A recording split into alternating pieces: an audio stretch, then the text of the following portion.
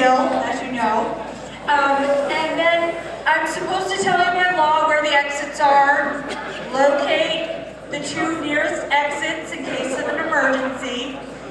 A little bit about how things are going to go. We'll turn the time over to Brandon and Harriet. I think that you're going to be doing some readings. And then at some point they'll open it up for Q&A. There's a microphone right here, so I'm not sure how we're going to decide who gets to come up. We haven't figured that out far yet. And then once that part's over, we will be drawing prizes. We have lots of prizes that have been provided by Tor. These covers here will be a prize that are given away at the store sometime out between 11 and 11:30. So somebody will get a complete set.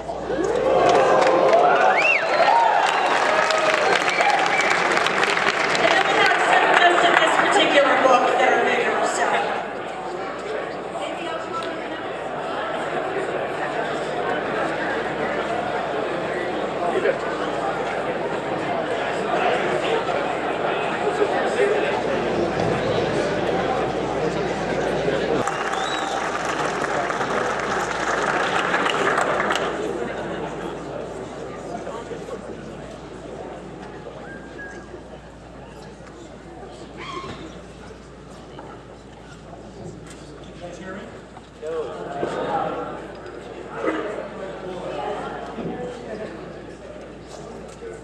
Is this better? Hello? You guys look like the Wheel of Time crowd. Alright, so hello and welcome. My name is Jason Denzel. I'm the webmaster of DragonRun.com. And what I'm going to do here is I'm going to do everyone up here probably needs no introduction, but we're going to introduce ourselves anyway, and then we have some treats for you. So, going down the line here, next to me is the wonderful, the incredible, the amazing Harriet McDougal.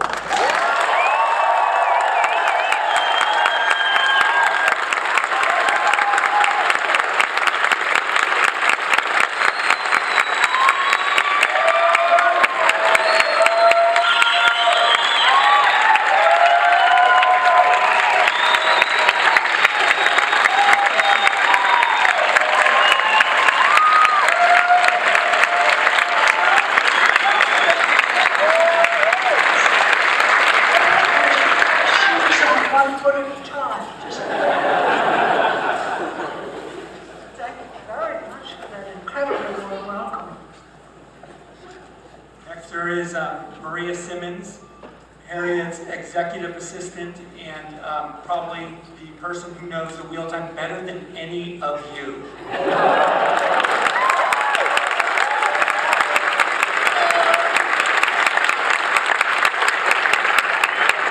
I'm going to skip over the next guy, so we'll come back to him. Matt Hatch, the webmaster of Theoryland.com. Say hello.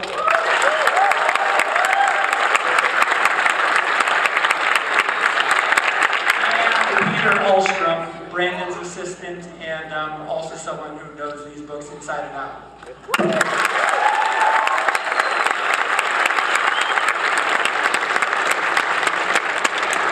Last but not least, of course, we have Brandon Sanderson.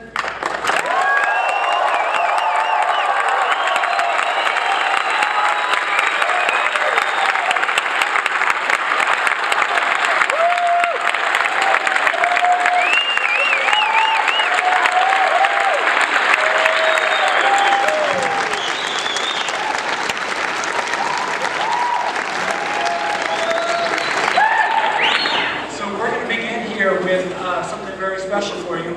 Harriet is going to read from Memory of Light, something that has not yet been put out in any of the various previews online or anything, so assuming you haven't read the book yet, this should be something new and special for you. Here's Harriet. This is why I have my maps in this book.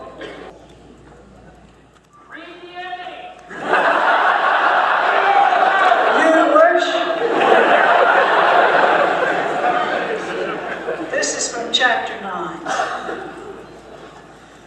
Rand rifled through the pile of maps, notes, and reports. He stood with his arm folded behind his back, a single lamp burning on the desk. Sheathed in brass, The flame danced as breezes eddied through the tent where he stood alone. Was the flame alive? It ate. It moved on its own. You could smother it, sew it away, and breathe. What was it to be alive? He looked back at the maps. What he saw impressed him. Elaine was preparing well. He had not attended the meetings planning each battle. His attention was directed towards the north, towards Shale Gould, his destiny, his grave. He hated the way these battle maps, with notes for formations and groups, reduced men's lives to scribbles on the page, numbers and statistics. Oh, he admitted that the clarity, the distance, was essential for a battlefield commander. He hated it nonetheless. Here before him was a flame that lived, yet here were also men who were dead. Now that he could not lead the war himself, he hoped to stay away from maps such as this one. He knew seeing these preparations would make him grieve for the soldiers he could not save. A sudden chill ran across him, the hairs on his arms standing on end, a distinct shiver halfway between excitement and terror. A woman was channeling. Rand raised his head and found Elaine frozen in the tent doorway. "Light," she said. "Rand, what are you doing here? Are you trying to kill me with fright?" He turned, settling his fingers on the battle maps, taking her in. Now here was life. Flushed cheeks, golden hair with a hint of honey and rose, eyes that burned like a bonfire. Her dress of crimson showed the swell of the children she bore. Light, she was beautiful. "Rand Althor," Elaine asked, "are you going to talk to me, or do you wish to ogle me further?" "If I can't ogle you, whom can I ogle?" Rand asked. "Don't grin at me like that, farm boy, sneaking into my tent. Really, what would people say? They'd say that I wanted to see you. Besides, I didn't sneak in. The guards let me in." She folded her arms. "They didn't tell me. I asked them not to. Then, for all intents and purposes, you were sneaky." Elaine brushed by him. She smelled wonderful. "Honestly, as if Avienda weren't enough. I didn't want the regular soldiers to see you," Rand said. "I worried it would disturb your camp. I asked the guards not to mention that I was here." He stepped up to her, resting his hand on her shoulder. "I had to see you again before you saw me at Marilor. Elaine, I'm sorry," she said, turning back to him. "I am happy to see you, and I am glad you came. I'm just trying to get into my head how you fit into all of this, how we fit into all of this." "I don't know," Rand said. "I've never figured it out. I'm sorry." She sighed, sitting down in the chair beside her desk. "I suppose it is good to find there are some things you can't fix with a wave of your hand. There is much I can't fix, Elaine." He glanced at the desk. "Maps. So much. Don't think about that." He knelt before her, getting a cocked eyebrow, until he placed his hand on her belly, hesitantly at first. "I didn't know," he said. "Not until just recently, the night before the meeting. Twins, it is said?" "Yes."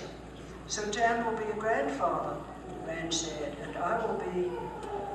How was a man supposed to react to this news? Was it supposed to shake him, upend him? Rand had been given his share of surprises in life. It seemed he could no longer take 2 steps without the world changing on him. But this wasn't a surprise. He found that deep down, he'd hoped that someday he would be a father. But it happened. That gave him warmth. One thing was going right in the world, even if so many had gone wrong. Children, his children. He closed his eyes, breathing in, enjoying the thought. He would never know them. He would leave them fatherless before they were even born. But then, January had left Rand fatherless, and he had turned out all right. Just a few rough edges here and there. "What will you name them?" Rand asked. "If there is a boy, I've been thinking of naming him Rand." Rand let himself go still as he felt her womb. Was that motion? Kick? "No," Rand said softly. "Please do not name either child after me, Elaine. Let them live their own lives. My shadow will be long enough as it is." "Very well." He looked up to meet her eyes, and he found her smiling with fondness. She rested a smooth hand on his cheek. "You will be a fine father." "Elaine, Not a word of it, she said, raising a finger. No talk of death or duty. We cannot ignore what will happen. We needn't dwell on it either, she said.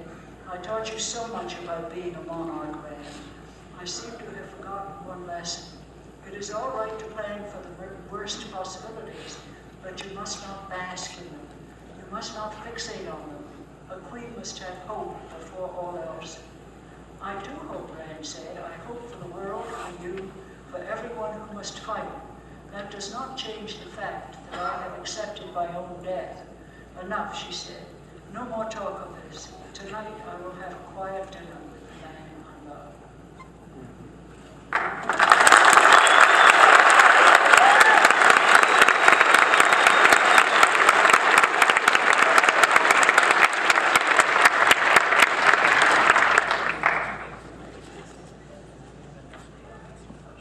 Okay, so everyone, Maria Simmons. I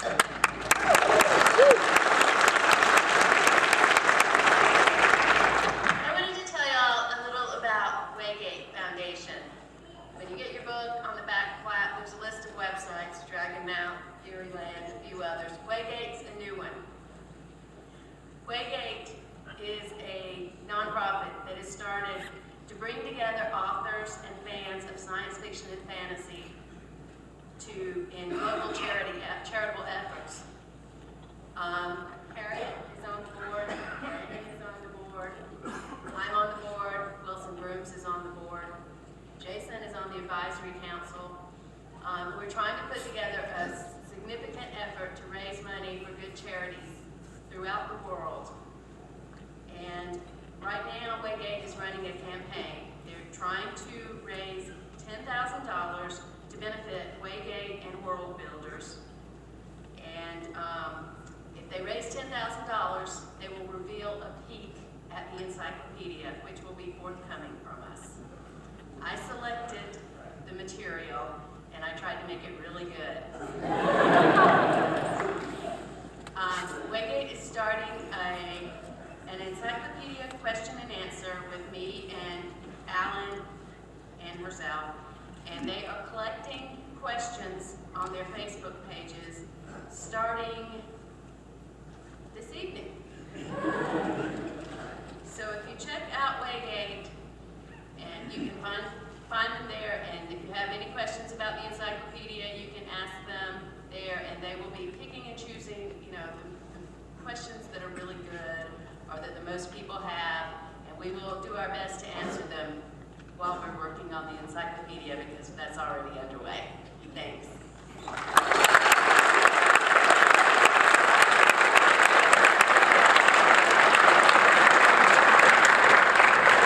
Okay, now a quick announcement about how we're going to do the questions.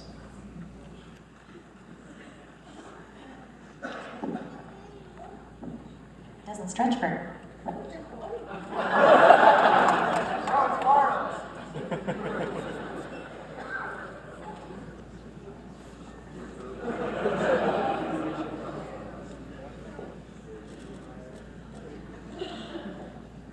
Sorry. Okay, so anybody that would like to ask a question, what we're going to ask you to do is there are aisles here. We'll have you line up at the end of the aisle, and then a memory keeper will direct you to the microphone. And if you could state your name, where you're from, and then ask your question to the panel, that would be great. Oh, and Brandon says no spoilers. Specifically about A Memory of Light. I know some of you have copies that you found in unauthorized locations. And so we want to stay away from any spoilers about this book. Spoilers about the other books are probably okay, though if you can circumlocute, if you can talk around without giving too many specifics, that might be better. But I figure if you're here, you probably have read most of the series, and if you haven't, I'm sorry, but there's going to probably be some spoilers. So yeah, let's go ahead and do questions and answers.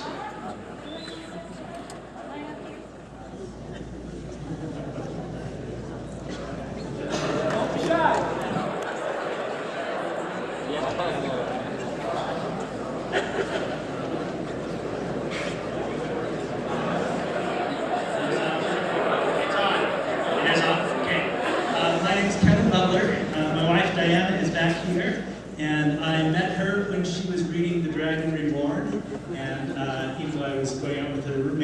when we...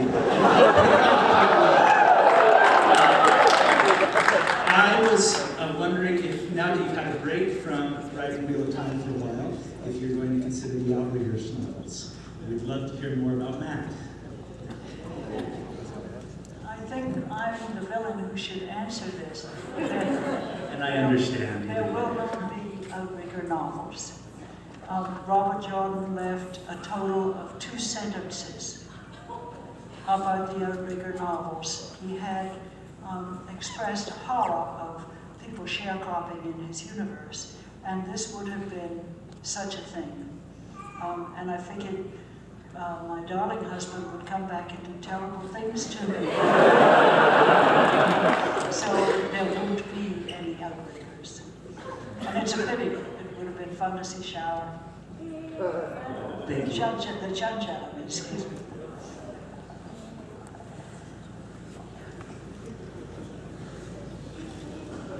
Co-t-shirt.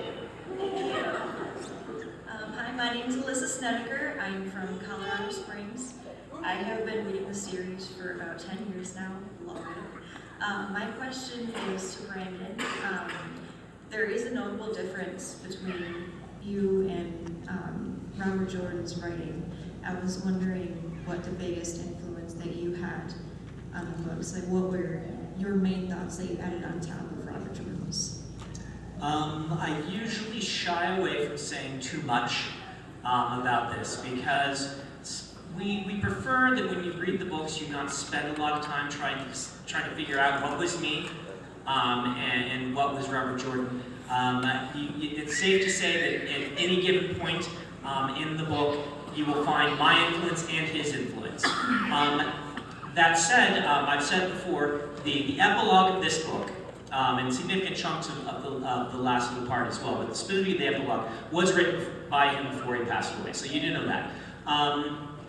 Things I've said before, and I'm probably not going to say much more than this, at least until the books have been out for a while. In Gathering Storm, if it was Egwene's plotline was more Robert Jordan. And Rand's plotline was a little more me. We both were involved in both, but there was that. And if it was in Towers of Midnight, Matt's plotline was more Robert Jordan, and Perrin's plotline was more me. But it's really hard to get down into the specifics because I don't want you focusing on that. And beyond that, I've even started to forget. Because I've been working on this. No, really, you guys laugh about that, but I've been working on it so long, I will do things, and it's things that came out of the notes. And then I'll go back and look and have forgotten that those came from the notes, because at this point in the creative process, you're building a book, and you're looking for the inspirations from the stories or from the notes, and they're kind of sometimes the same to me, whether it's the notes or the stories. And so, anyway, I'm sorry to give you kind of a roundabout non-answer to your question, but maybe in another year or so I can say a little bit more, but really we would rather it just remain, we don't want to be at the forefront of people's minds. Yeah. All right, thank you so much.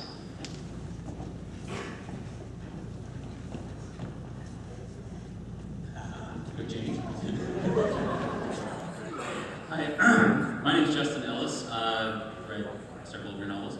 Now that you're at the top of your game, Brandon, what do you want to do? What would you do if you weren't a writer? I'd be laying in a gutter somewhere, unable to produce anything valuable for society. I don't know. I mean, I was always targeted as a writer. My mom sent me to school to become a doctor, but that was never going to happen. I don't know. I mean, I went through even my grad program. All the other grad students were like doing all this work to go get PhDs and stuff, and I didn't do any of that. I was writing books only. And if I hadn't sold a novel, then I don't know. Maybe I'd still be working at the hotel. Graveyard shift I worked at for years, writing books overnight. I wanted to be a writer, and I put pretty much everything into it. I would probably be teaching English in a community college somewhere, and still writing 2 books a year without anyone ever reading them. And playing a lot of Magic the Gathering. Yeah.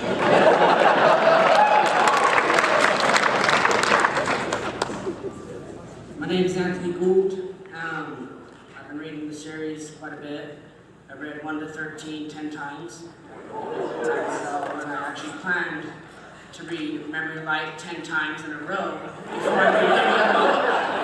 So, just so I have something to say instead of saying, I read every other book 10 times, and I read this one once. That'd be bad. But yeah, so my question, I think, is directed at Harriet mostly. But I was thinking, well, is the character in Matt Calthon, did Robert Jordan base that character on him? Maria was saying something earlier today that would suggest, would you think he did? Somewhat. Somewhat. Okay. Would go for that. He told somebody, I think more than once, that all female characters were based on me. In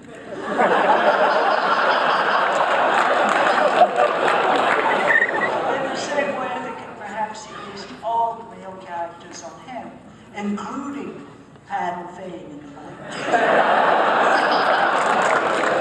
Some traits he had in common with Matt. There's one point Matt's talking to Oliver about turtle shells, and Matt was thinking about a turtle shell. He had Robert Jordan had a shelf of turtle shells in the office, and he did like to play cards and other games. Yeah, there were aspects of Jim and Matt. And to quit a job as a civilian engineer working for the United States Navy in order to write fiction, if that isn't the act of a gambler,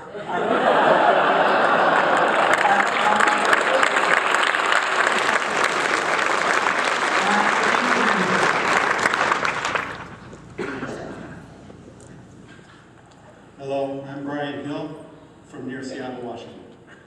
And first I want to thank Harriet for your courage and generosity in bringing this to us after the loss of the Thank you.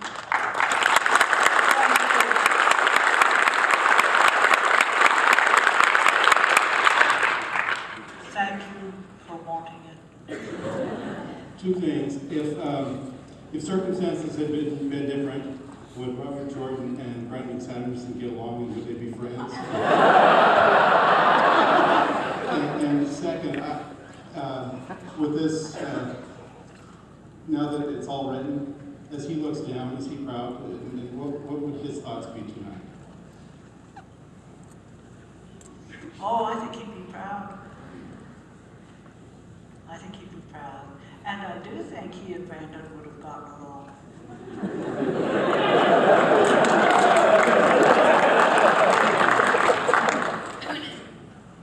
One thing that was really strange, the first time Brandon came to Harriet and Jim's house,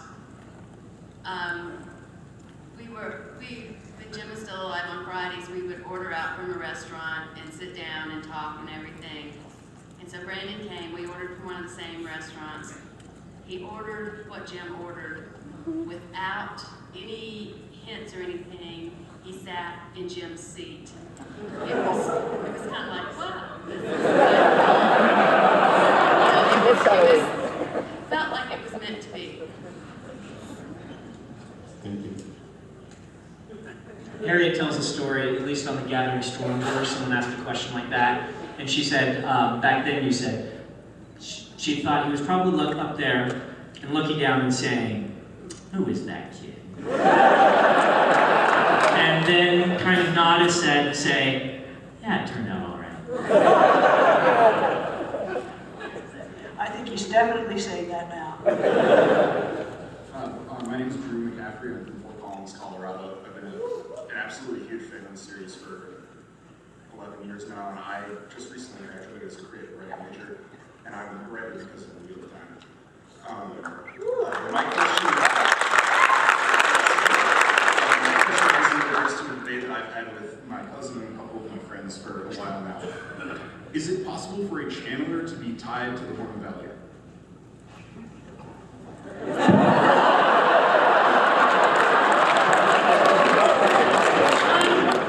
I think I'm going to have to say, that's a really good question. I honestly can't see why not.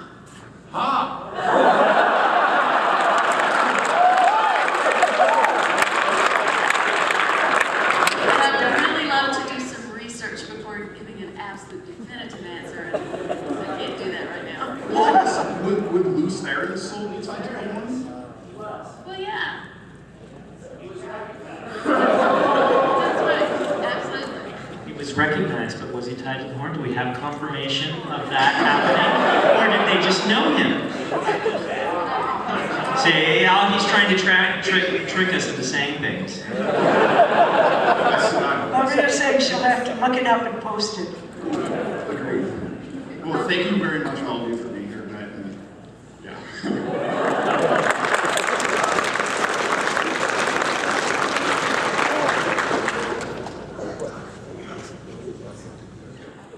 So I usually don't do this kind of thing because I hate making fun of people. So, but recently I saw in the basement a box that was labeled stuff that people gave Brandon, and I looked at it. I did, and I did see some black licorice, and so I guess you don't like that. No? Well, it's sitting there. You should eat it. So I was wondering though, for Harriet and Brandon, what's the strangest thing, or maybe the coolest thing you've gotten, like from a Wheel of Time tour when someone's just giving you something? I'm Sarah, sorry. Well, I got a lovely handmade wall hanging that was sort of like a quilt with various pieces having to do with things in the series that the maker liked the best. And I also got a very charming little cuddly globe made out of a green gingham. And really sweet. With no teeth. I've gotten a lot of cool things. It's hard to pick out just one. Like I've gotten nifty buttons and bracelets, and I got a pen that was handmade and carved. What? Lots of cards, yes. I've gotten lots of mac and cheese. People gave that to me. I've gotten various types of salt, since people know I like salt. One of the cool ones was somebody made their license plate to Varen, and they got 2 of them, and they put one on the back, and they gave me the other. Was that you? Were you raising your hand? No. That's you? Hey!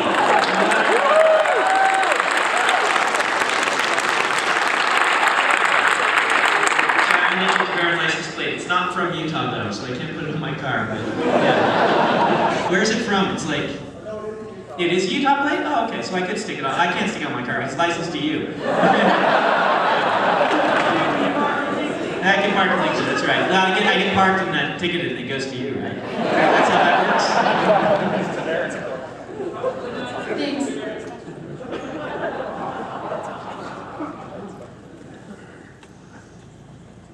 Hi, I'm Brian Lickey from Orem, Utah.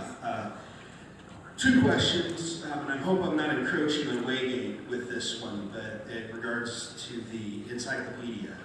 Are we going to have a full Catharan cycle, prophecies, the shadow, and all that? And second, are you going to have exhaustive troop movement maps? Because I know that back in March, Brandon was mentioning consulting with a strategist over writing a particular chapter in this book, which would lead one to believe that it's fairly confusing. The complete Harriet cycle will not be in there because Jim didn't write the complete map. Same for the prophecies. Not sure about I do think you'll find that as published, the strategic movements are really very clear. Thank you. I hope God was listening.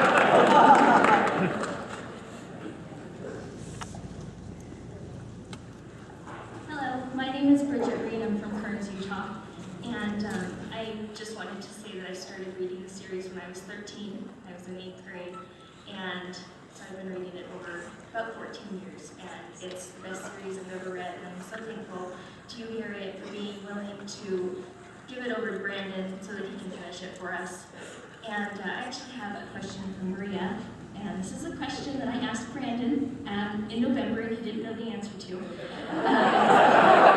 So he told me to email him, he would email you. But I wanted to know if the women in Randland shaved.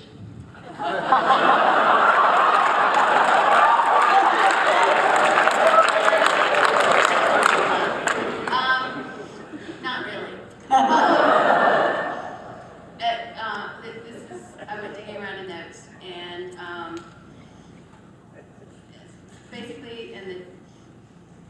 the razors the men shaving are just not really good for shaving legs.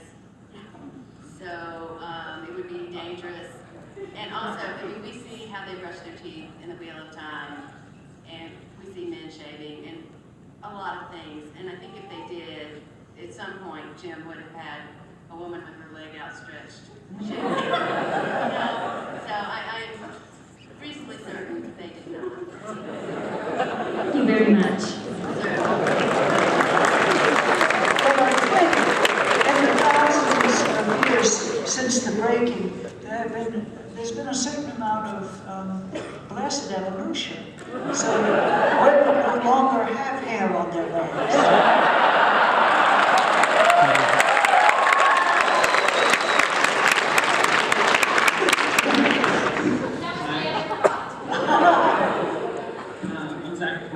And I'm from here in Orem, and I kind of feel like a child with all these people that have read it for so long.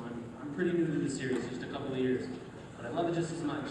And I'm really grateful you guys brought your assistants with you as well, because I know with the creative writing process and writing, it takes a lot more than just one person. And so I was wondering, probably more directed to Brandon, how did you keep everything together? How did you encompass everything? So,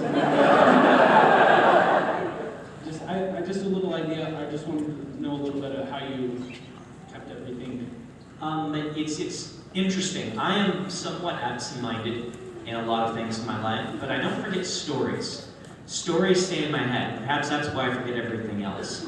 And it's, you know, I can remember stories that I was planning to tell 20 years ago, and I've still got the details in my head, and I'm ready to write it at some point. I just haven't gotten around to it.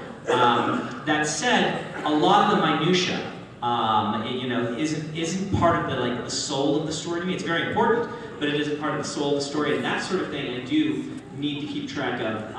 And so recently we've been using a wiki, and the wiki has worked really well. That's for my own books. For the Wheel of Time, I just let other people make the wikis, and I used theirs. So the Encyclopedia WOT, Bob Klutz and the Encyclopedia WOT, and if there's anyone here from Tarvalon that worked on their wiki, the Tarvalon wiki is fantastic, and I really liked the Tarvalon wiki. So those were two things that I used for the simple questions, the questions they couldn't answer. Maria was like our version of the brown enjab that has been gathering all sorts of things and getting them ready for us whenever we have requests about them and whatnot. So it's been very useful. She doesn't have a live owl on her desk, but she does have a large plastic iguana that has a cigarette in its mouth. Brown shawls, proving I am of the brown enjab.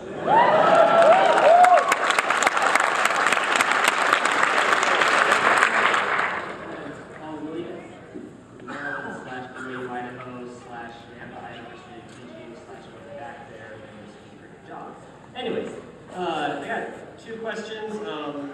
First one is definitely for Harriet. Do you have, did you share any details about the Infinity of Heaven series that Provo was planning? And as the other question, this is a question I'm asking vicariously for another friend. Has the creator been very intimately and directly connected to the story, or is he kind of the absent God theory, he set things in motion, is left?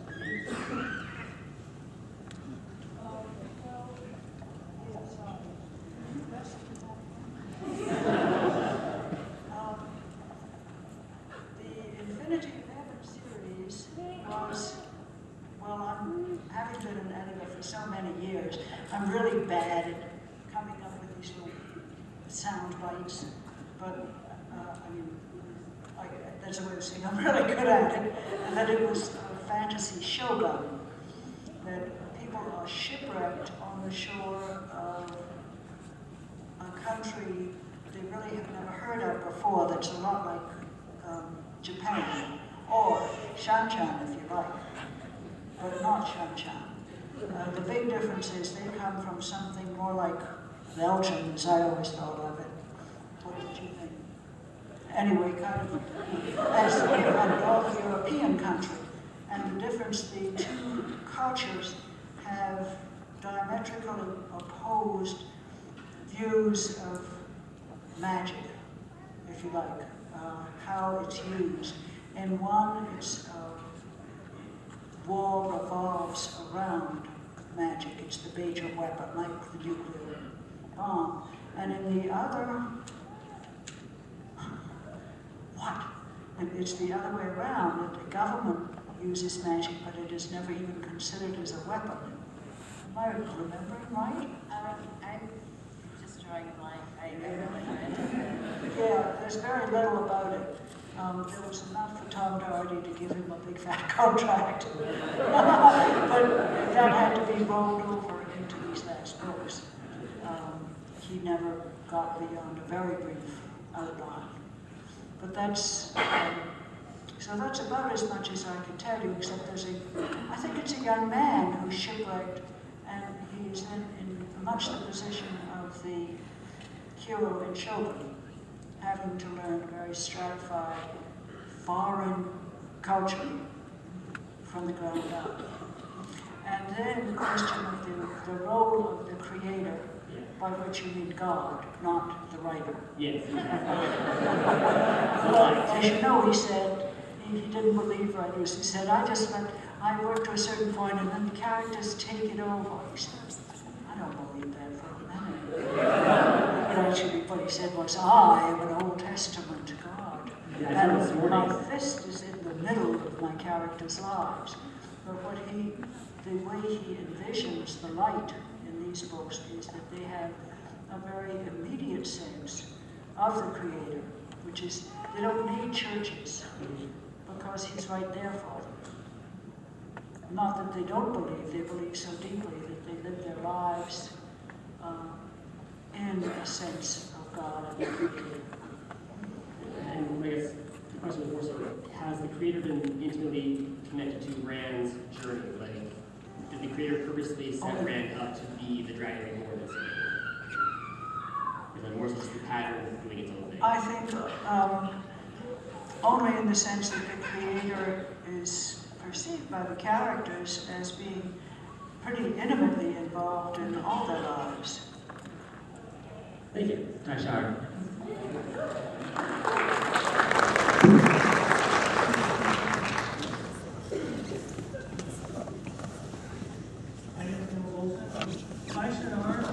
Nephilim, and Typhar plus a Pro. Go Vikings. So one question I have is wouldn't it be up to panel without asking who killed Asmodeus?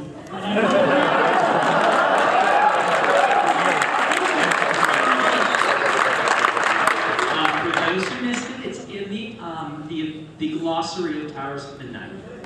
It's actually mentioned in there who killed Asmodeus.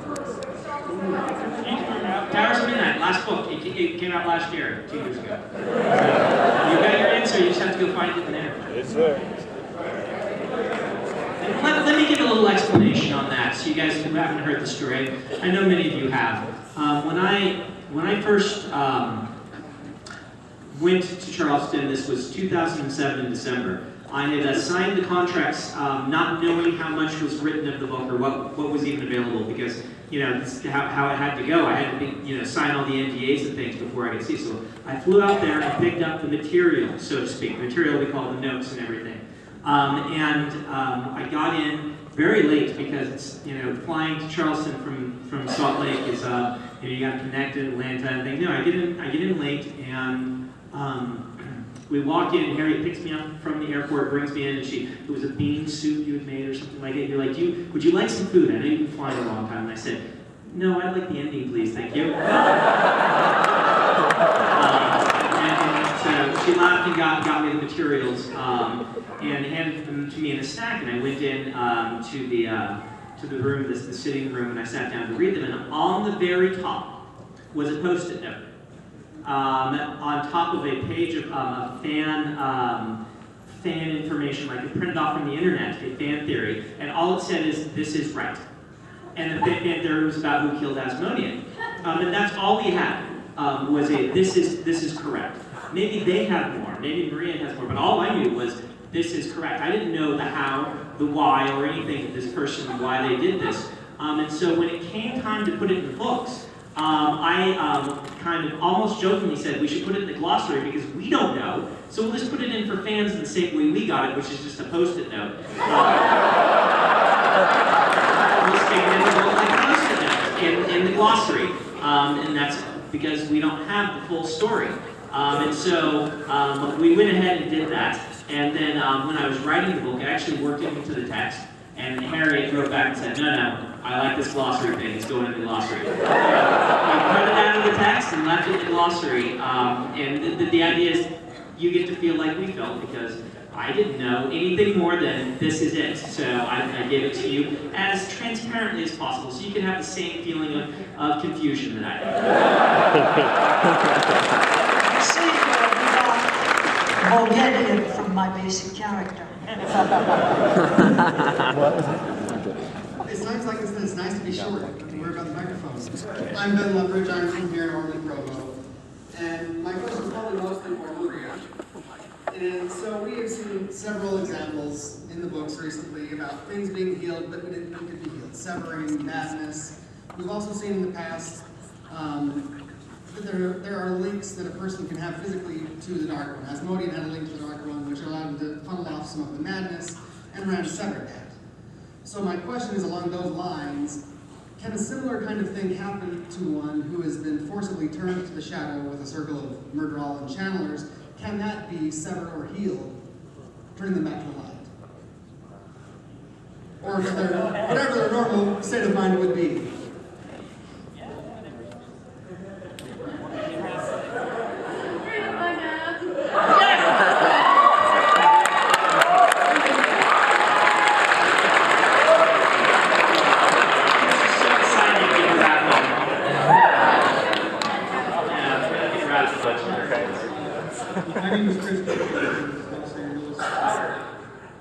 My name is Chris Cable. I'm from Los Angeles. I have a question for Harriet.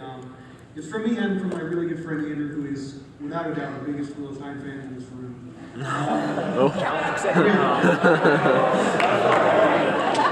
all in. But the question is, if money wasn't an issue and you had any budget that you wanted, what, in your opinion, would be the best way to put the Wheel of Time on the screen?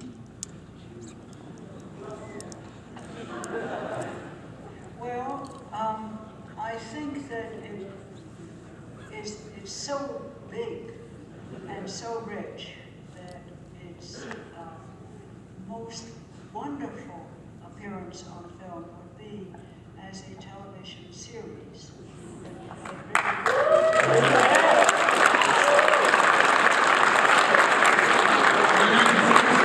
To never let it be made into movies, because that'll absolutely ruin it.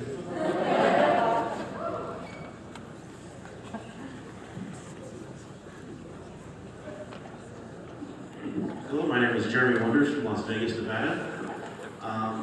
So a while back ago, Wizards of the Coast produced a role-playing game for the Wheel of Time. And although not the best translation of the world, it was a really good effort nonetheless, and it brought the fans together to create a lot of great material. And when that kind of faded off and sputtered into nothingness, some of us have been rapidly waiting for this last book in hopes that it would open another door for another tabletop RPG. Is there anything of that nature in the works? And also, I should say that the film rights to the Wheel of Time are at present being developed at Universal, and not, I'm sorry to say, as a series, but it's another medium, and what Que Sera, Sera, as Doris Day and Alfred Hitchcock told us all those years ago. Thank you very much.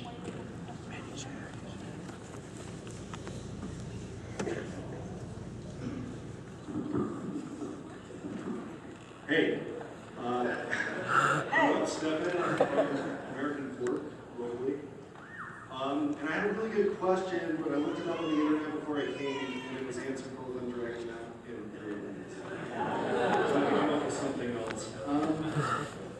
So, we have seen the hierarchies explained in a lot of the different, orders in the Randland. Like, the wise ones, it's kind of force of will, right? Like Aes Sedai, they kind of differ based on the strength of power, that kind of thing. Have we seen that in the Black Tower? And is that what's going on with how the men treat Angelo? The Black Tower is still unformed. They've begun, but you've got to remember that you mentioned the Wise Ones, you mentioned the White Tower. These are institutions that have been going for a long, long time, and they've had plenty of time to build their hierarchies organically. The Black Tower has not had that chance yet. And I think that if you were to watch the Black Tower for the next 1,000 years, assuming it survives, even this book, you would see them come up with their own method of stratification, and it might be similar to one of the others, it might be different, and you'll have to just read and figure out on your own what you think would happen. Yes, read and figure out, because you're trying to compare, in a lot of ways, apples and oranges, because something that's had 1,000 years to grow is going to be, it's going to have some of that rigidity that something brand new doesn't have. Okay, thank you.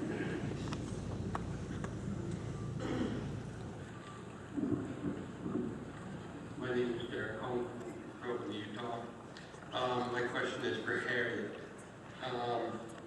After Jim died, of course, you're going through all of these authors, and there's so many authors in the fantasy and even science fiction genre that could have taken the step.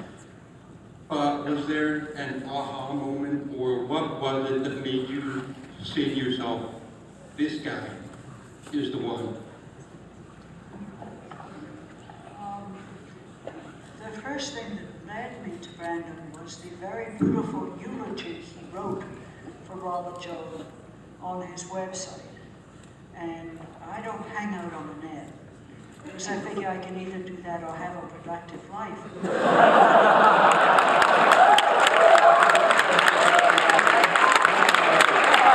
A friend who likes to hang out on the net, saw the eulogy, printed it out, and said, you need to read this, and I certainly did.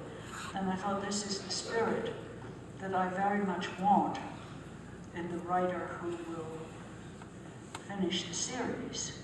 At the same time, another writer, a perfectly good writer who has a decent reputation, and had his agent call Robert Jordan's agent. Do you see the difference? But then what really, I had not read Random, and I called Tom Doherty. I was the original editorial director of Tor, so my relationship with Tom Doherty goes back to when dinosaurs roamed the earth. And I asked him for a book, and he said, well, don't take Elantris, that's the first novel, I'll send you Mistborn. And he did, and I read 47 pages of it, and I fell asleep, which is not...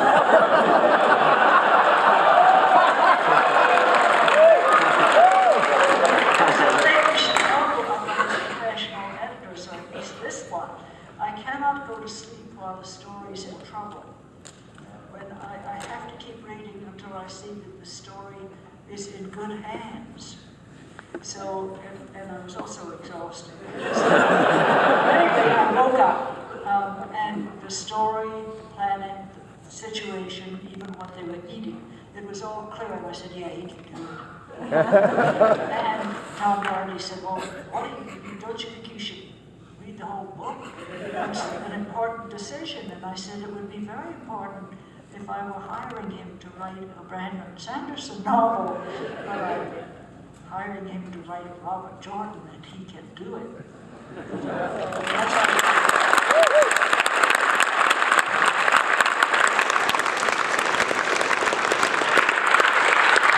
My name is Adam Simmons, and I'm from Atlanta, Georgia. I really hope that I'm not misremembering something.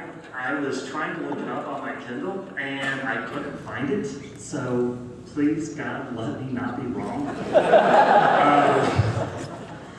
And one of the Forsaken viewpoints in, I think it was Knife of Dreams or something, one of the Forsaken was thinking about how had circumstances been different, Demandred could have been named the dragon. And what I'm wondering is the dragon an actual title, or was Lucerne going to be the dragon, or was that a mantle he picked up along the way?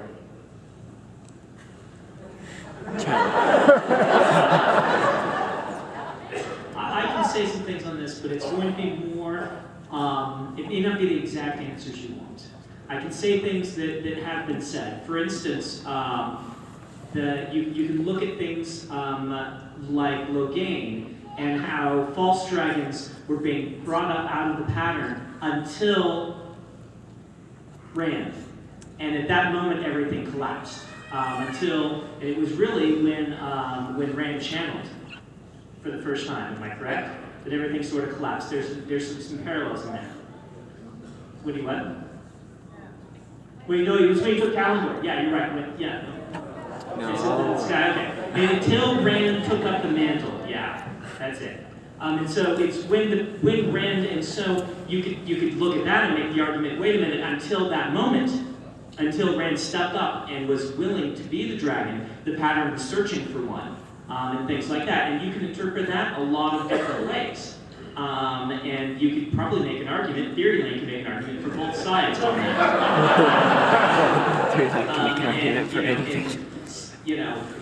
If Rand had not stepped up, was that just the end of the world? Would the world have then been doomed if Rand as a baby had been killed? That's something that you can theorize on, and kind of, you can look at the clues in the books. And, Jim did not leave us an answer as far as I know. Okay, thank you.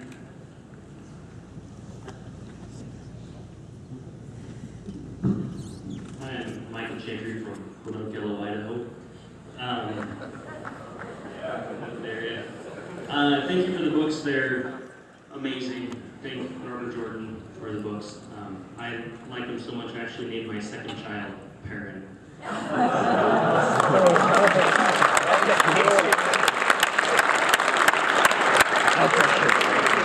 My question is to both Brendan and Harriet. I know you love this new book, Memory of Life, that you've created for us, and out of it, is there anything that what is your favorite part? What did you enjoy most about it? If you could give us a chapter, a section, anything. I know you're going to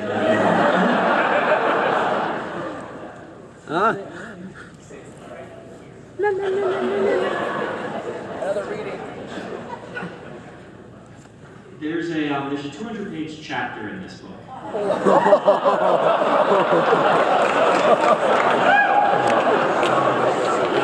I felt it very thematically important, and don't read.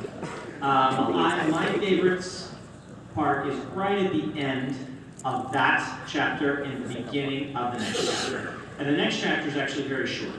And so really it's probably chapter 39, but with the lead-in at the end of chapter 38.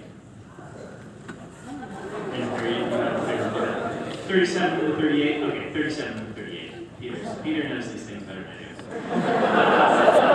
do. Well, I love the end of chapter 23, the final sequence. And as you're aware from Brandon's other books, I mean, a lot of the chapters will have a piece here, and then there's a two-line space, and you have 500 miles of grade. And so the last segment of 23, I think, is just super. But there are an awful lot of things that I do love in this book. The scene I read for you is one of my favorites. There's more of it, but I thought, wow, I think I'm getting on too long. Thank you. Because we hadn't quite timed it out. I think it's a wonderful book.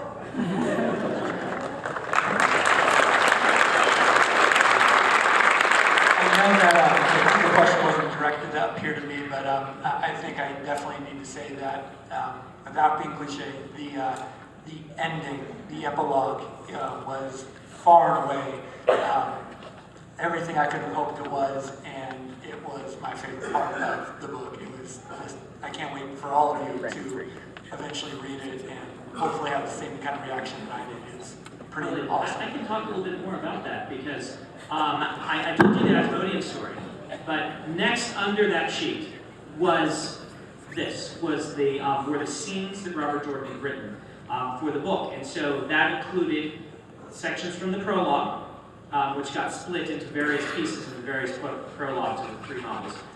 Sections out of the book, and then this ending, the epilogue. And it's one of the most, one of the scenes we were able to preserve, sequences, the most close to the way Robert Jordan left it. Because a lot of scenes he'd leave like a paragraph. And then it's like I have to expand that into, or I have to work a whole thing and then have that paragraph in.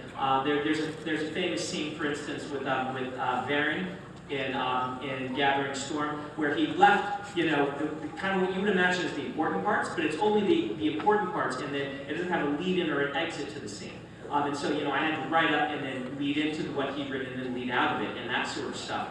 And this, it's actually, we've got complete sequences that he wrote before he passed away. And so when you get to that epilogue, you can know there's some very non-touched by the rest of us stuff that he had in a very good shape to be published before he passed. And I should have thought of that, but as he read it in 2007, and so did I, and I had known some bits of it for years before that, but it really is splendid. Thank you very much.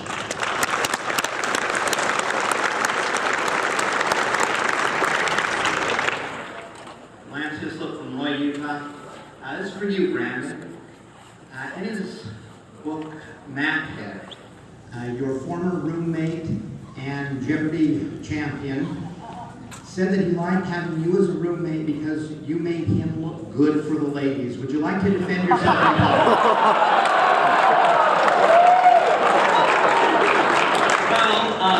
Referencing Ken, the second most famous roommate that lived together during that time.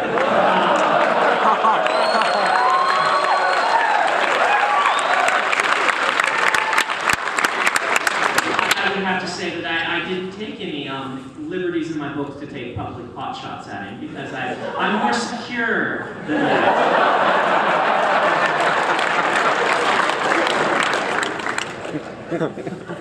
Our other roommate is actually right here filming us. Earl, who is our roommate.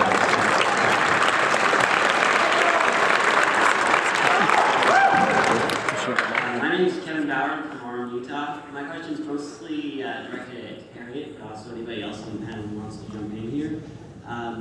Just one of the things I love about the books is there's so many characters, and there are moments where like each of the characters has their ups and downs. There's chapters where like, man, Perrin is on fire, or Matt is the greatest. But if you could hang out with any character from this universe, you know, even disregarding what we know about, you know, Matt's similarities to Robert Jordan now, but if you could hang out with any character, who would it be? And then also, for Harriet and Marita, if you could be any Aja in the White Tower, which would you pick? Sure. Well, Maria and I have different fancies about male characters. She fancies some Matt, and big time. And I, on the other hand, have always been struck by the numerous ways in which Robert Jordan resembles Perrin. Very large, as a former lineman of Clemson University would be, and hairy, and very gentle, and just one, anyway, I think it'd be Perrin. And I'm torn between the blue and the brown. I think mostly blue. And I am so brown.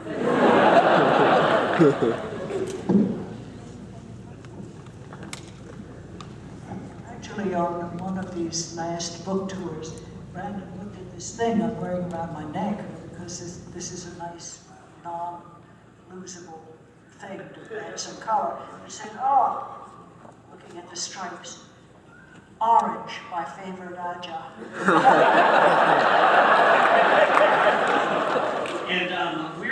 try and go for another 15 minutes or so. So let's maybe suggest no more people getting in line. We may not even get to the line as it is. So if you're in line, stay there. But otherwise, let's cap it here and see where we get the next 15 minutes.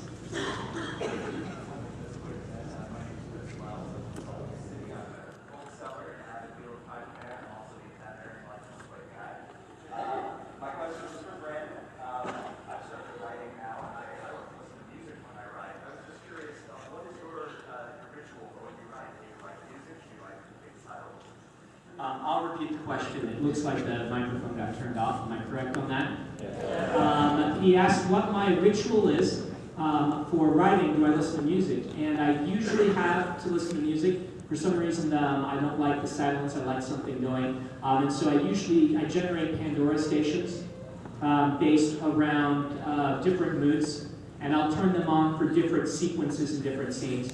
At some points, I will just pick out specific bands that I have music by, and I'll play that depending on what I need to be writing. And so, yeah, there's a lot of different things, but it's often just Pandora-ish, sort of backgroundy, generic sort of things. I do like, during my early years writing, I listened to a lot of what we call overclocked remixes because they were free. Game music, video game music, were remixed into different orchestrations and stuff. And I was supported by a lot of music, so I went and grabbed those. And so I still have many favorites among those. Okay, and then just because you two have created something so wonderful that has changed my life, it's my very favorite series, I made something for each of you. These are Amerlin chains. They follow the 7 colors of the Aja in the pattern of the Amerlin skull, and they are made from anti-salutinum. I made one of these for Harriet and one for Randy. Thank you.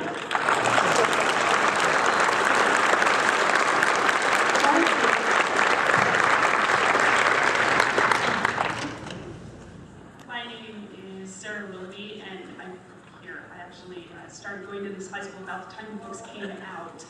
So I think this is probably the coolest event that's ever happened in this entire building. What's happening tonight? My question is, for Harriet, you said Robert Jordan had an engineering job with the government before he started writing books. How heavily did you try to dissuade him from giving that up to write this fantasy stuff? Because I remember what fantasy books were like at the time they started coming out, and I mean, this changed everything. There was nothing at this level, so he was doing something very, very different. I didn't know him when he quit to start writing.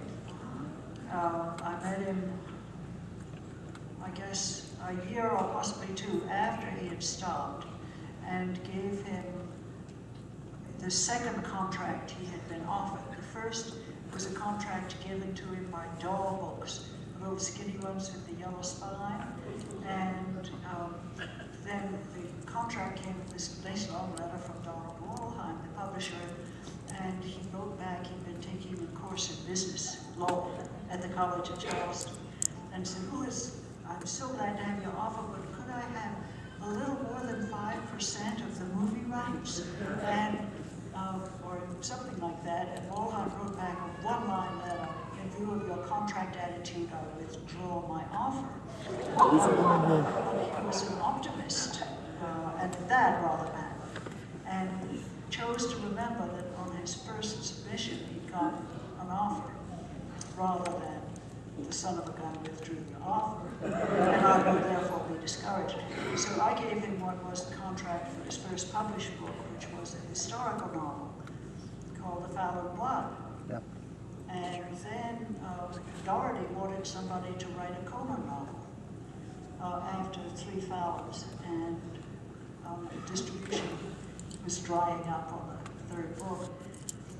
And I said, well, because of this Walheim rejection, I knew that Jim could write a Conan, and he said, I don't want to do that. And 3 weeks later, I hadn't thought of anybody else. I said, please. And he said, don't wiggle that thing at me, Harriet. So he did, and he liked it so much, he did 7. And so, I mean, it was long after his quitting his job that this began, and I had nothing to do with that, except that in the middle of all this, it looked as if my imprint, which had published its first thing and all, was going to go belly up, and I was in the yard pulling wild onions, which is what I do in moments of insane stress, because you never get rid of wild onions. It's impossible. And I was out there pulling these things up and saying, I can't go back to New York. I can't get a job. I guess I was 40. Anyway, I'm 40. I'm too old. You can't climb the corporate ladder after that. And he said, Harriet, I can't go back to being an engineer for the Navy. Now that I've been writing Conan the Barbarian, do you think they'll let me anywhere near their nuclear sites? And I looked up at him and I laughed and I said, I guess not, we're both doomed. Thank you very much.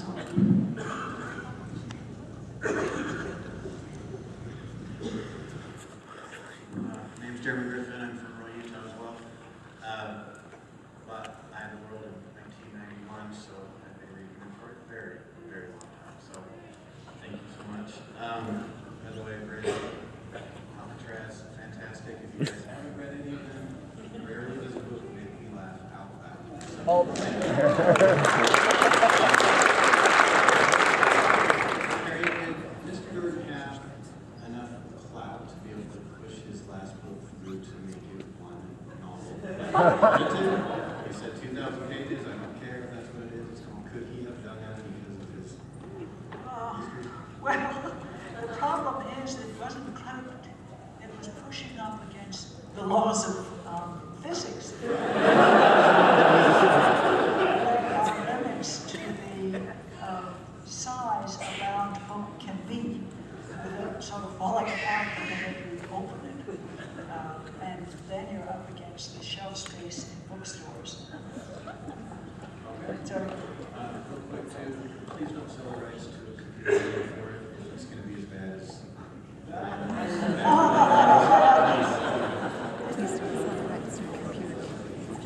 the rights are sold.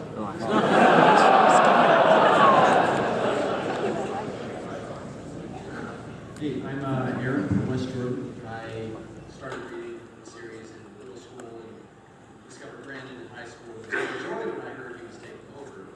This question is mostly for Harriet and anyone not Peter or Brandon. Did you ever finish Mistborn, and have you read any other of Brandon's books? And which was your favorite?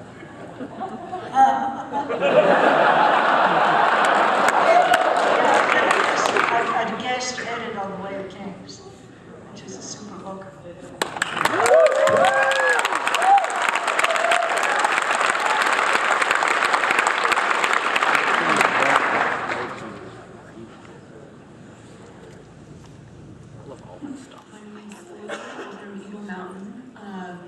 And Brandon is kind of known as the magic system guy. And so I was just wondering, what was it like to work with side-R-siding Robert Jordan's magic system in comparison to your magic systems, and how did Robert Jordan's magic system influence your development of magic systems? I really have always liked, obviously, his system, which is part of why I love the books. His system had this nice mix between the visual aspect. I really loved the weaving and things like this, and it had some interesting ramifications on physics and whatnot. And I always also liked a lot of the sense of mystery to it, in that they didn't know everything, which is one thing that I like when a magic system. I like to write very rule-based magic systems, but I feel that if you know everything, we don't know everything about physics, we don't know everything about science, and so how can you know everything about the magic, which is the science of a certain world? That said, Jim generally was more flexible with himself on allowing himself to do different things with the magic. He had a more open-ended magic system, I would guess. A lot more weaves were created and things like that, and I tend to make my magic systems more restricted. Because of this, going into the books, I was worried that working in a system where I was uninhibited in that way, that I would just go completely bonkers. And so when I sat down to work in the system, I decided it was, when it necessary, I would develop new weaves, but I would resist the urge, and that there had been so much developed by Jim so far that I would use weaves either in the books or from the notes whenever possible, and I would prefer to take those and try to go new places with them, as opposed to developing lots of new and different weaves. Which is why you see me doing things like pushing gateways a little bit further, because I thought there was a lot of room to explore there, or pushing, what Perrin does in Wolf Dream, and these sorts of things, because these are established systems that Jim created for me and for all of us, and I felt there was so much room to move in those that I didn't need to go other places. There are some places in the books where a new weave was appropriate, and we did that, but I tried very hard to cap that, because I worried I would just do too much, if that makes any sense. I really enjoyed working with it. In fact, the Wheel of Time, in a lot of ways, the Wheel of Time doing what it did had prevented me in my career from ever approaching doing those things, if that makes any sense. Because I love the Wheel of Time, I didn't want to be repeating something that I didn't want to be, accused of just copying Robert Jordan. And so because of that, you don't see me writing a lot of the types of things he did. I'd always wanted to do a dream world, but I never did a dream world because the Wheel of Time had done one so well. And then when I was able to work on this, I got to kind of do all of those things that I made off limits to myself because Robert Jordan had done them already and done them so well. And it was pretty awesome to be able to do that. It was one of my favorite parts about doing this, is all these things that were on my list of Robert Jordan did this, so don't do it, suddenly became things I could do.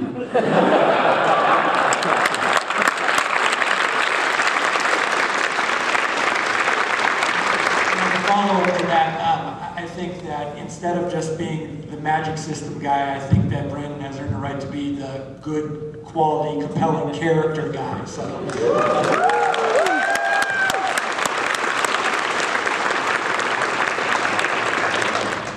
After a lot of those, my question's kind of simple. First of all, Harriet, thank you. These characters have been my friends for 20 years. So just thank you to you for helping everything that you've done in that process. But my question is, reading this, so many times, I've always associated myself with a few characters, Perrin and then Lan and Dragger. I'm just wondering, and this can be open to anybody, but mainly you three, who do you really relate yourselves with of the main characters there? I have frequently said that Perrin was my favorite all along. I was a Perrin fan. Even when Perrin was in a darker place in his life. If you're a Cubs fan, you don't abandon the Cubs just because they haven't, won a World Series.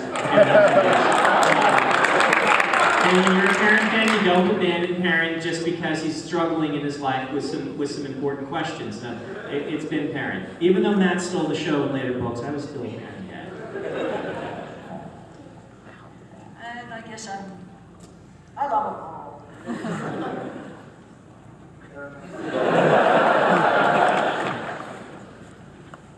I wish I was, well, like some of Barry. I didn't really want to be evil or anything. I like Barry. She was sneaky, but she got things done and she turned out right. And she had that owl. Yeah. Hi, I'm Heather. I'm from Lehigh, Utah. The last time we came to the book signing 2 years ago, I was also very pregnant, and I gave birth 24 hours later. So, but my question is I have not been a Little Time fan as long as my husband. He introduced me to them after we were married, and I know that a lot of the female characters get a lot of hate from the fans sometimes, but I've always loved them. I thought they were really well developed. And I really love the woman's world that's been developed in the series too. I mean, we see Elaine's midwife appointments, and we see a lot of other things. And the women's magic is almost exclusively through the book until Rand comes along and kind of makes things for the guys better again. So I don't know how to phrase this, but how did Robert Jordan write about women so well? Because a lot of times I feel like he hits the nail right on the head. Did you really influence that, Harriet, or was he just a sensitive guy? I did not consciously influence it. At a very early signing in California, a group of women came in long skirts, and they had on kind of shawls and long hair, and they went up to him at the signing table. There were 3 or 4 of them, and they said, well, this settles an argument. He was looking up at them, and he said, about what? He said, we felt that Robert Jordan must be the nom de plume of a woman writer, because he could write women that well, and they said, well, I'm not. Looking up through his beard, he said, but and with the first book, I think it was, sent down a fan letter, and very sillily had taken it out of the envelope, and it was a handwritten letter from a woman in Florida who said, you have answered the question that Freud was afraid of. What do women want? They want power. Just like men.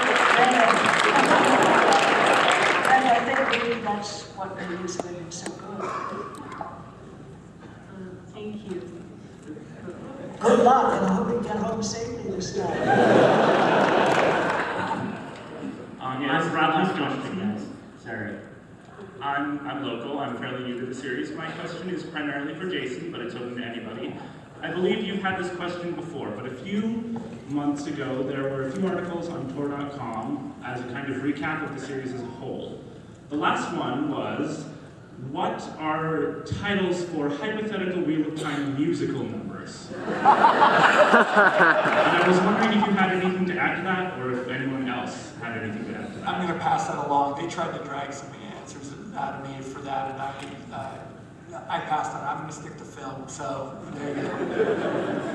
Well, there are a number of titles of songs in the books, including alternate titles, as I'm sure you know.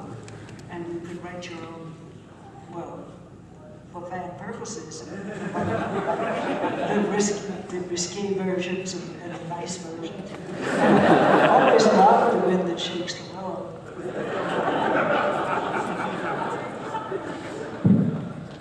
We blame people like these that came up with this, but I do want to, and thank you for your question, I do want to hand, you had a correction on something we said earlier. Do you have it? Okay, Matt's going to correct us from what we were unable to answer, because Robert Jordan apparently gave an answer. So there was a question about the Dragon Soul and whether that's a title or not. Is that your question? So he did answer. Someone asked it because it had to do with the entirety of the question was, can it change? Can it be a woman? Can it be a female? Would it be the same person in a new turning? And his answer was it could not be female, but the soul would remain the same gender. And he also said that it would not necessarily be Rand in the next turning. So in other words, it would still be that same soul, but it would not be necessarily the Rand story the next time around. It might be whatever. And he talked about just because looking at a pattern as things change in turning, little things are going to change, or I guess in this case maybe it's something bigger. But so I don't know if that answers your question, but that's the answer to you. The question was really more about who's there as the original dragon, or at least the original dragon that we know about. Was he born to be the dragon, or was that something that he kind of grew into? It's the soul. The soul is. He was born to. Okay.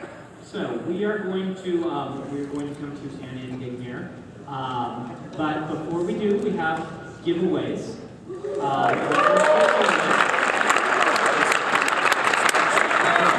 And then, as a quick reminder, we have already signed all of the books, and you're going to be able to pick them up. And if you live locally, you can just grab your book, or even if you don't, and take off. You don't have to wait around. And you can find me at another point and get it personalized or things like that. I do plenty of signs around. If you want to hang out and get it personalized, I'll be here personalizing. If you have a question that you can answer, Maria is going to be sitting nearby answering questions until about 3 a.m.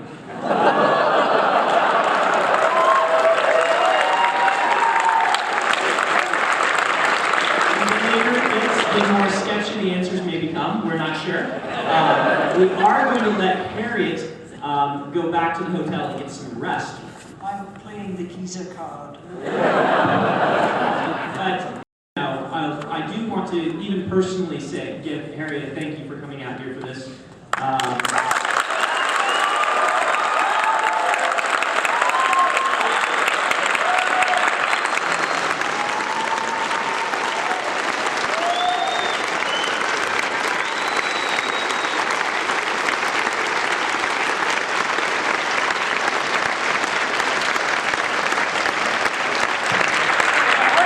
I would like to give you all a personal thank you for coming out tonight. Y'all have just been wonderful.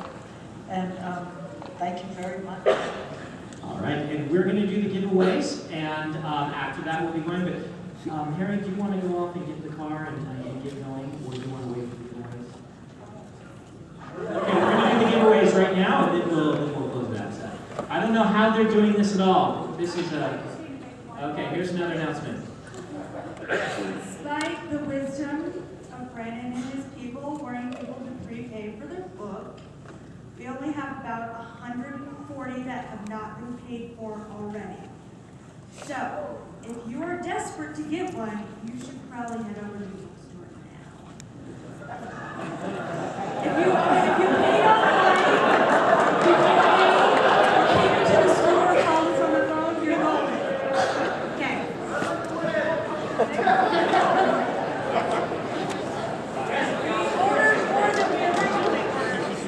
That means we've sold over 1,000 books so far.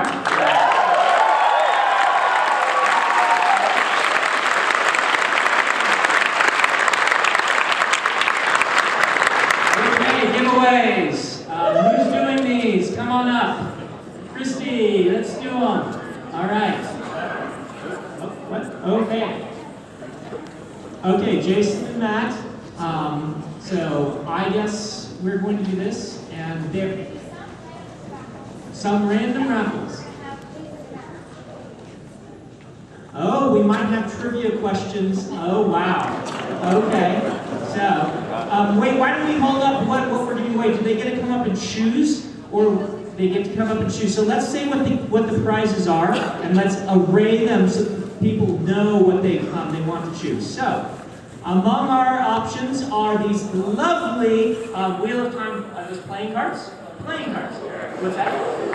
Oh, from Demerantees, the people who do the Wheel of Time t-shirts, donated some t-shirts. We're going to set them out. I'm wearing one. And we have playing cards as well. Every single card in the deck has the portrait of a character. Not just face cards, all of them. So we also have these delightful iPhone cases. Collectible iPhone cases. Sure, yeah, they're collectible. What's that? No Android. So if you have an Android phone like me, you're out in the dumps. We have The Way of Kings by Brandon Sanderson. Those are just like postcard things. We can send those out. People have them. We have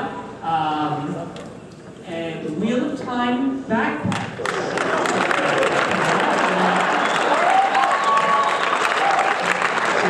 Well, we've got a lot of prizes. There's more at the store that we'll be giving out. Where are the arcs? We have some other things here. Oh, those are at the store. Okay, we'll give those away at the store. So you get to choose between these options, and we are going to. I thought this might go a little long, Harry, so that's why I was going to let you go. Yeah, Harriet's going to go back to the.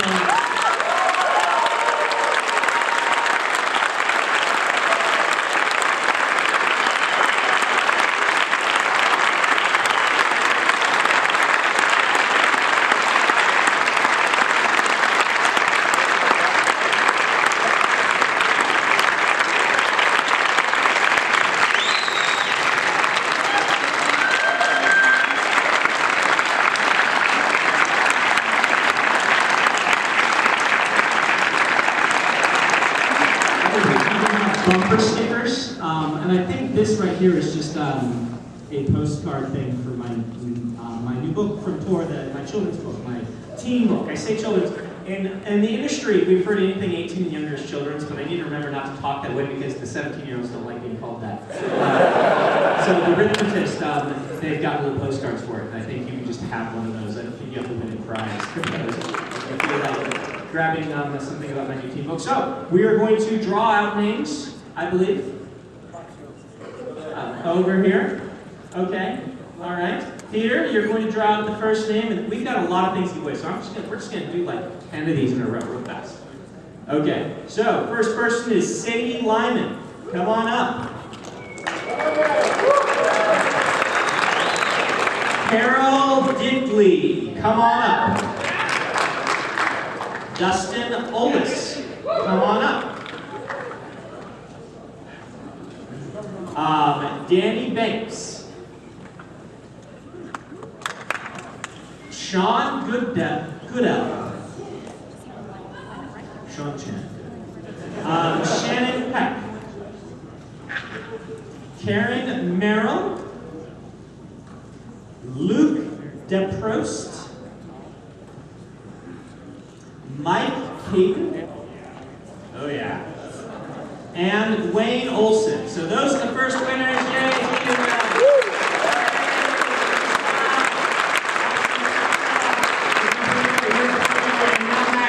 Going to ask a really hard question. We're going to have Matt ask it, and we're going to give the person who can answer it, who runs up here first and answers it into the microphone. Answers it correctly into the microphone. Okay, it's got to be a hard one. It's a hard one? Okay, here we go. Here we go. I consider this a hard question, but, well, I guess I'll just ask a question. In what type of world do the Iothan and Elothan live? 42. No, come up and say. Oh, he ran past. Mirror world? No. The world with a lot of trees. World chaos. No. Parallel worlds. That's correct.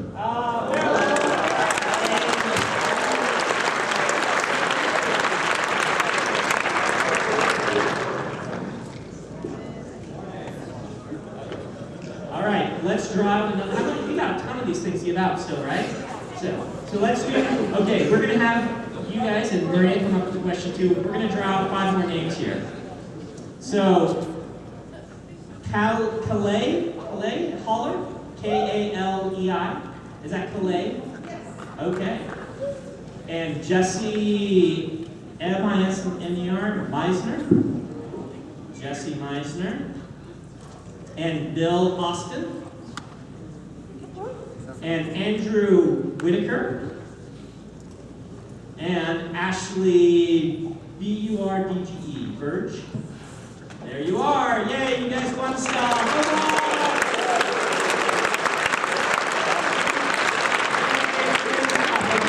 Okay, Matt, do you have another question? Uh-oh. You guys are supposed to be the big trivia people. Oh, here's a question. Here's a really hard question. Yeah.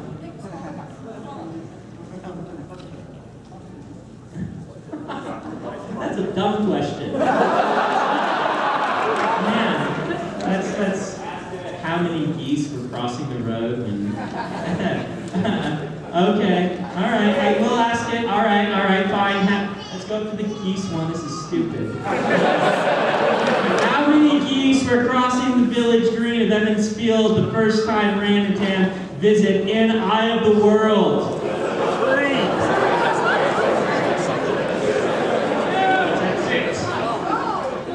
No, I don't know. It's not even the number. It's not even the number. It's not a gaggle.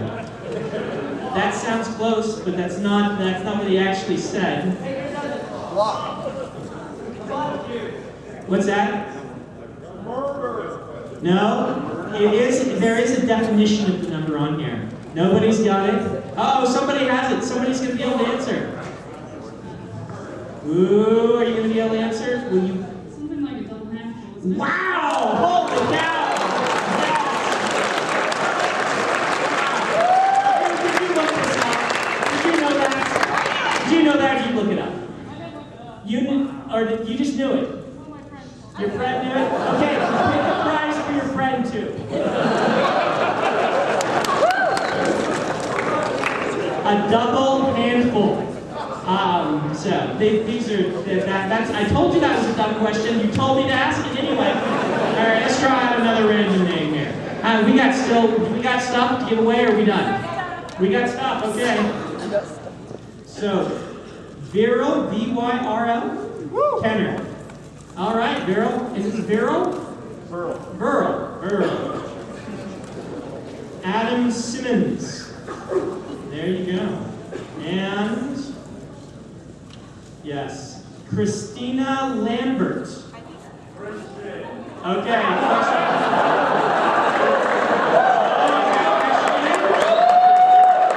Sir, you read it like a man, so I suppose that I should have figured that out. And I want to talk my hand out. All right, do we have a question? That was too easy. That's way too easy.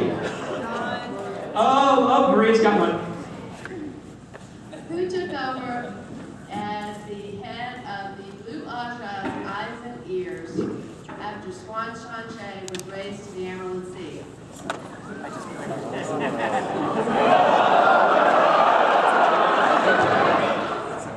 Eldin say?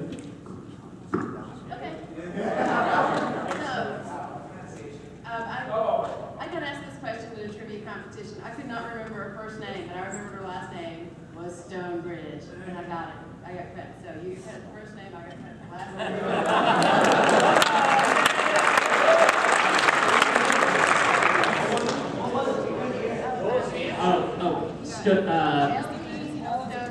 L.D. Stonebridge. This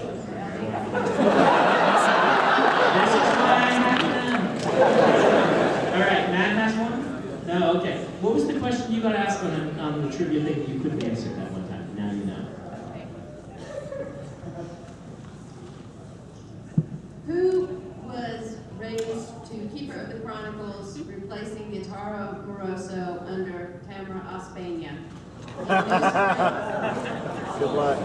Look it up. Google it. Somebody's pulling up their Kindle. I don't remember that. Trick is they got to be able to spell one of those names. Okay, more names. Come back and we'll give it to you. Aaron Gordon. Oh, Aridel. Yay, Aridel, come get it. Yay for Aridel. Gavin Gunther. Tana Islop? Yeah? Okay. Jeremy Shorts. Great. Are you wearing shorts? Where is Jeremy Shorts?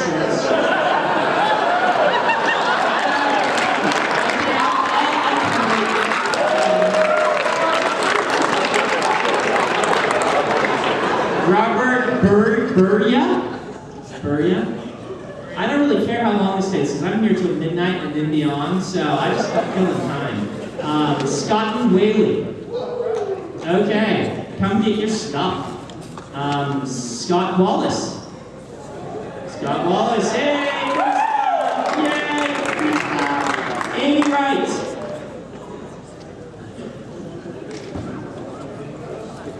Anyone yet have the question, the answer to Marie's? Oh, here it is. Just shout it out. I don't know where the mic. Oh, microphone's over there. Eldred Mitchell. I missed that one.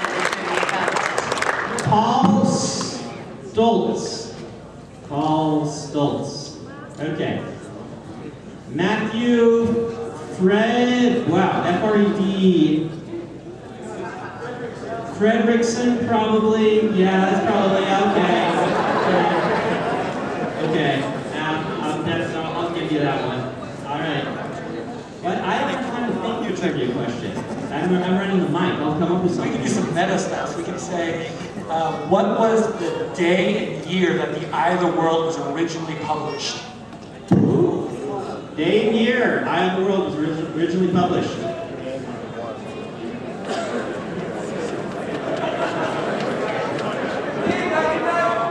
January 15th, 1990. We have a winner. Yeah!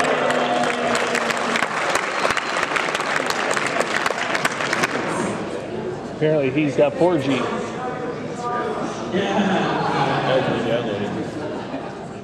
Okay. But we still got tons more stuff on here. What's that? Okay, go ahead and ask your question. Okay, this is kind of a random guess. It's not necessarily book trivia. Can anybody guess how many boxes that we opened today and unloaded books from? How many boxes? Closest guess, and I'll give you a prize. Come up to the microphone. I'm going to let 5 people run up. 130. 1,080. 27. 260. 84. 250. 120 boxes were opened today, and 1,000 books were signed. Over 1,000 books were signed.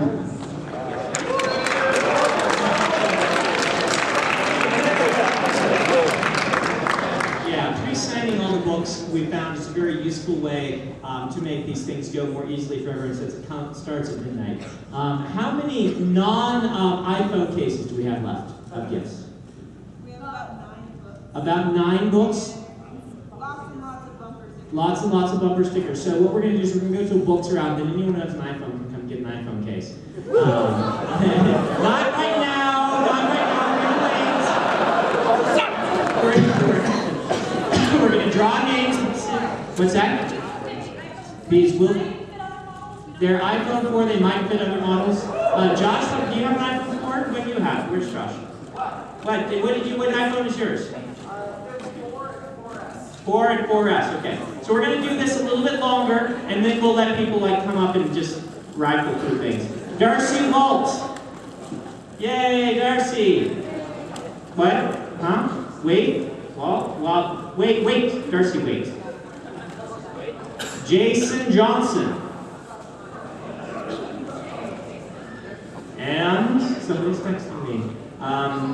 Lisa, L-E-I-S-A, Pugsley. Kendall Little. Christy Fair at the RRE. Yay! Scott Wallace. Oh, did you win in second?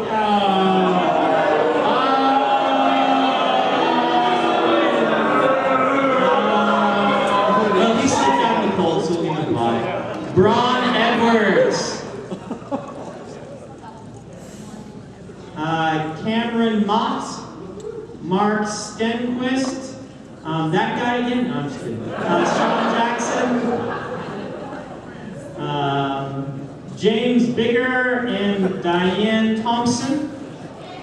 Wow, we still got stuff. Okay.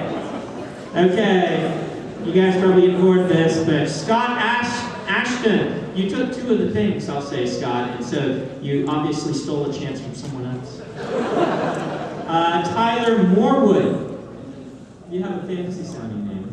Well, not the private part. Gwendolyn. Well, there's a fancy sounding name. Southworth. Oh, good. She has a fan crowd. Bailey Gunther. Is that a second Gunther? Did 2 Gunthers win? Are you guys related? Oh, wow. That's surprising. Brian Armstrong. And Jesse Hansen. And Jason Hansen. Of course, they were right next to each other. Sorry. I shouldn't be taking things in stats. 2 Hansens. Michael Johnson. And Bridget Reed? Is that Brigida? Bridget Reed. How many here actually have children named after Wheel of Time characters, intentionally named after Wheel of Time characters? Okay.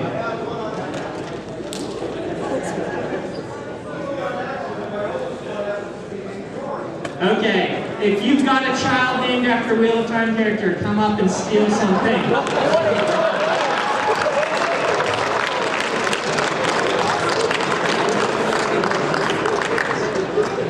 Okay. Otherwise, guys, I will be there, chatting with you, getting our things at midnight, and we'll see you all there. If there's stuff left over, you've got an iPhone, you want to come take one, and go ahead. I don't care. Take the stuff.